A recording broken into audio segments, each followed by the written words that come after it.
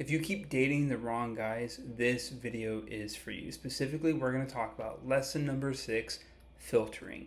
Filtering is when you are qualifying your dates. And this happens all the way from on an app and you're looking and you're going to decide, do I want to swipe right or left? Just because you think they're attractive doesn't mean you should swipe right.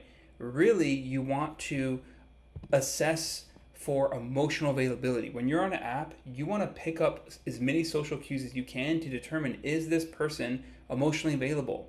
And then decide if you're attracted to them. Don't just like them because they're attractive.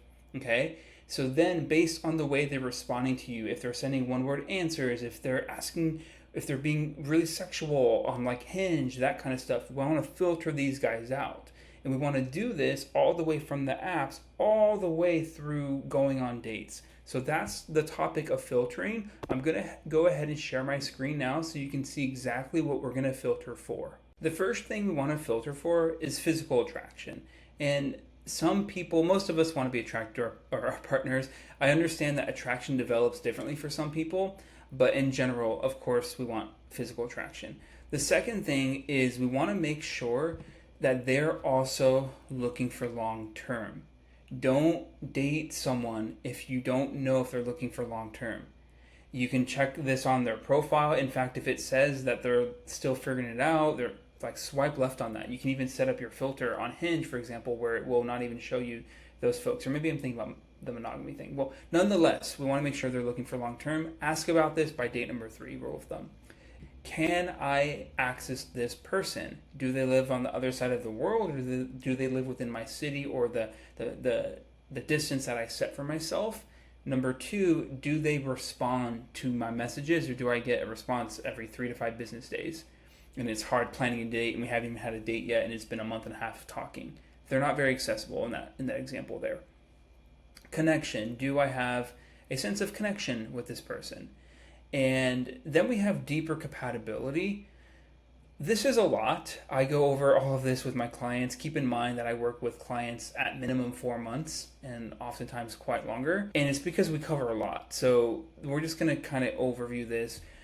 Deeper compatibility, one thing is sexual compatibility. Now, I know for some folks this is irrelevant. In fact, it feels kind of restricting to put a label on, the whole top bottom thing. And for the other handful of folks, this is actually really important. This is make it or break it.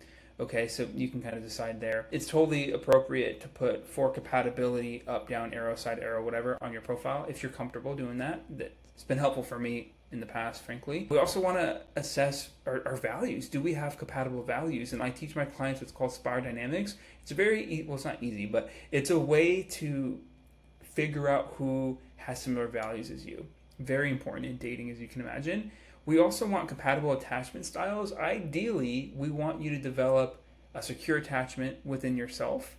And then we also want them to have a secure attachment style. It's okay if they don't, but we just need to be very careful here, because if you have an anxious attachment style, which is very common, and they have an avoidant one, which is also very common, and those two actually attract each other because they're like opposites, they attract each other, but it's very dysfunctional. We need to be aware of that, and we need to pick up on these signs very early on. There is ways, believe it or not, there is ways to screen people's profiles and kind of decipher this person might lean a little bit avoidant. And this is stuff I teach my one-on-one clients.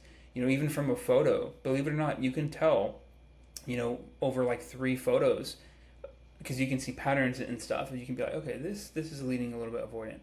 Sounds far out there, but it's really not. And then personality types. There's a lot of different types out there. I personally like to use the model by Dr. Helen Fisher, because there's only 4 main ones with her model, and it's really easy to pinpoint as well. So let me just give you an example. There's a personality type called an explorer, and a lot of my clients tend to be explorers. These are people that love new things. They love to travel. They love new foods. They love adventure. All of that. Well, if someone has travel written on their profile, and they're in Spain, and they're this and that, that is a signal of an explorer. And if you're an explorer, there might be a little bit of compatibility there, at least with the personality type there. Okay? So that's what I mean by filtering, is we need to filter out the guys that are not going to be a good fit for you based on the attachment styles, the values. We all see the world differently. We value different things. These two alone, I mean, this can make it or break it too, but these two alone, incredibly powerful and helpful. All right, so let's go ahead and move on to the next video.